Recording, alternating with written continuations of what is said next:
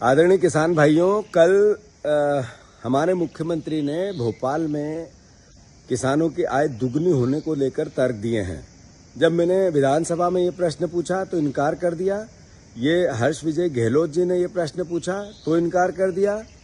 जब किसानों का 80% कर्जदार हो गए, ये सरकारी आंकड़े हैं, और मेरे मुख्यमंत्री कहते हैं तर्क देकर कि उत्पादन बढ़ा इसलिए किसान की आय बढ़ गई है। साथियों, अभी प्याज फेंकने की स्थिति में है या नहीं है? किसान भाइयों, पिछले साल लहसुन फेंकना पड़ा था कि नहीं? किसान भाइयों, उससे पहले आलू की फसल की पैदावार पर प्रश्न चिन्ह लगा था कि नहीं? फेंकने पड़े थे कि नहीं? हर फसल हर साल किसी न किसी रूप में किसानों को लाश देके जाती है, लंबा लाश देके जाती है, घाटा देके जाती है।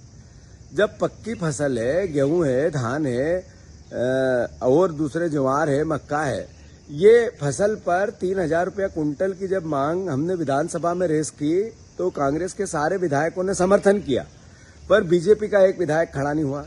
सरकार और उसके मंत्रियों ने इसका मजाक उड़ाया, और मैंने जब ये कहा कि मैं गांव-गांव जाकर इसकी बात करूंगा, अब गांव-गांव में इसकी चर्चा हो रही है। सबने अप्रिशिएट किया। बीजेपी के किसान भाइयों ने भी, जब ये बात हुई कि 3,000 रुपया कुंटल अनाज का भाव होना चाहिए, तो उनको भी अच्छा लगा। उन्होंने अपने विधायकों से, नेताओं से पार्टी में बात करने लगे। तो शिवराज जी ने एकदम से पलटा मारा और प्रधानमंत्री के सामने कह दिया कि हाँ, किसानों की आय दुगनी हो गई है। मतलब कैसा सफेद झूठ है। रात में सूर्य निकालने के अनुसार हो गया और चांद को सूरज बताने के जैसा हो गया। भाइयों, किसान भाइयों, मैं आपसे सवाल करता हूं कि क्या आपकी आय बढ़ी है? तो ये वीडियो पर क्रिटिसाइज करो, और अगर नहीं बढ़ी है तो बीजेपी कांग्रेस को छोड़ो और इस पर मेरा समर्थन करो। ये मेरा समर्थन नहीं है, किसान की आत्मा और उसकी भावना का समर्थन है। मैं आपसे अनुरोध करता हूं, शिवराज जी, आप उत्पादन बढ़ने को इनकम बढ़ना नहीं कह सकते हैं। इनकम तो तब बढ़ेगी जब फसलों के दाम मिलेंगे। पर्टिकुलर जमीन में उत्पादन वही है, पर लागत बढ़ी हुई है। पर्टिकुलर जमीन में सब तरह से 10 गुना की लागत बढ़ी है, पर पर्टिकुलर जमीन का उत्पादन नहीं बढ़ा है। नई जमीन पर खेती होने लगी हो, उसका उत्पादन बढ़ा है। तो ये कृपया करके आप इस पर ध्यान दें और झूठ और गुमराह मत करें। रिवांचल से आपने बात की है, अब मैं रिवांचल के ही किसानों के पास जाऊंगा और पूछूंगा कि शिवराज जी यहाँ डबल आय का बोल के गए, हो गई है क्या? फिर वो सोशल मीडिया के माध्यम से आप तक फिर पहुंचाऊंगा।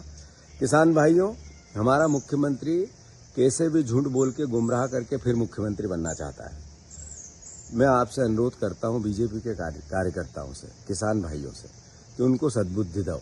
आप उनको समझाओ, अपने विधायकों को समझाओ।